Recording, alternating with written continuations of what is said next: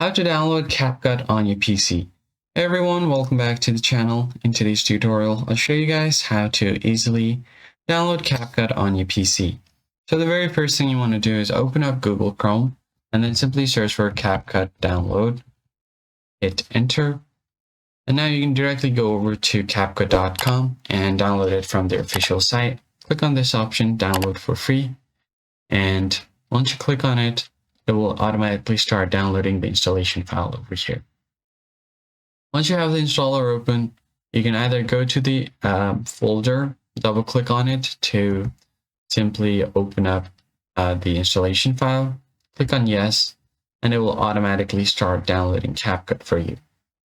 What you can do instead also is go over to your Microsoft stores, go to the search bar store, and then you can find CapCut here on Microsoft Store as well.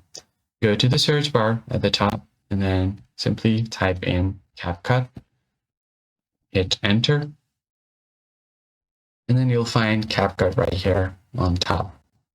Click on install. I already have it, so I only have an option to update it, but you basically want to install it from here as well.